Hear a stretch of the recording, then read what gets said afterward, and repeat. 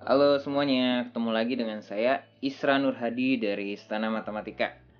Kali ini saya membahas tentang geometri transformasi. Ya, pembahasan ini lebih ke apa sih geometri transformasi gitu, dan seberapa pentingnya nih. Penting banget sih karena ini nanti digunakan untuk soal-soal di UN, di SBMPTN, dan ujian-ujian universitas lainnya gitu. Pengertiannya bagaimana sih? Jadi gini, sebenarnya itu kita diberikan sebuah titik. Ada yang lihat nggak nih titiknya? Kalau nggak ada yang lihat nih, titiknya nih gitu. Sebuah titik, selain titik apalagi sih? Ya bisa sebuah garis gitu ya, atau sebuah kurva, bisa juga sebuah lingkaran. Ya lingkaran merupakan kurva juga. Mereka ini disebut objek gitu ya.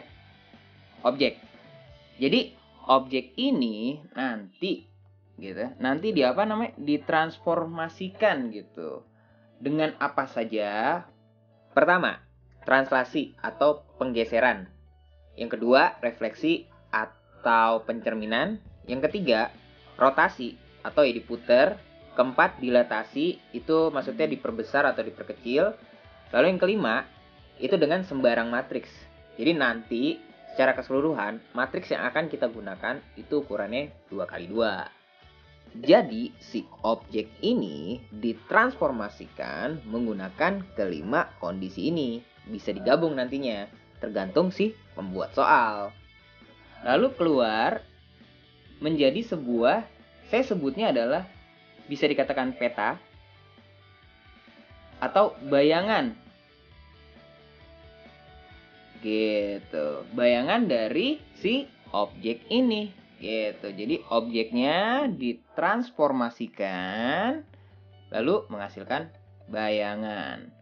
Nah, perwakilan dari si objek ini itu bisa kita tulis XY.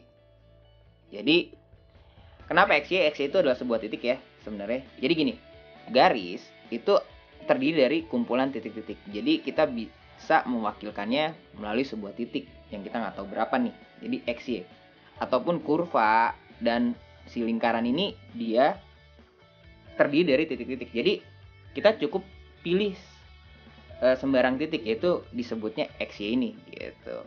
Kemudian nanti transformasinya ini itu terdiri dari apa saja? Kalau translasi itu titik juga, disebutnya AB, saya tulis di sini. Dan selain AB itu ada matriks A, B, C, D. Gitu, dirapin dulu.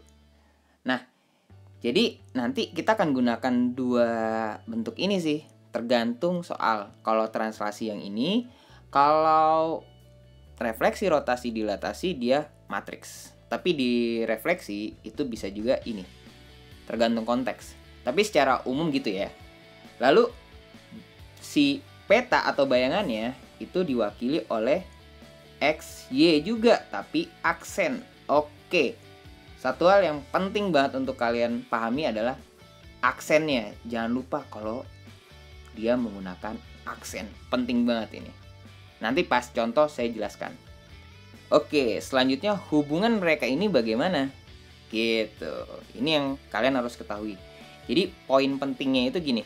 Aksennya itu, bayangannya ya, itu sama dengan kalau dia sebuah titik translasi gitu. Jadi translasinya ditambah si perwakilan dari objek gitu.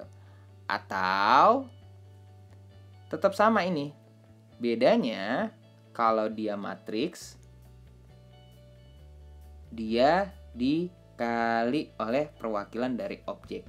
Jadi poinnya ini atau ini gitu. Jadi secara garis besar inilah pengertian dari geometri transformasi. Saya ulang ya, ada objek. Objek ini ditransformasikan menggunakan kelima kondisi ini. Bisa digabung nantinya, tergantung si pembuat soal. Menghasilkan bayangan. Perwakilan dari objek adalah sebuah titik XY ya, dan perwakilan dari peta atau bayangan adalah X aksen, Y aksen, dan ini penting banget gitu. Oke, semoga video ini bisa dipahami ya. Kalau kalian suka bisa di like, dan kalau ada pertanyaan bisa tulis di kolom komentar. Lalu bagikan ke teman-teman kalian ya, karena itu penting banget buat penyemangat saya membuat video-video terbaru di channel ini. Jangan lupa subscribe. Sampai bertemu di video selanjutnya.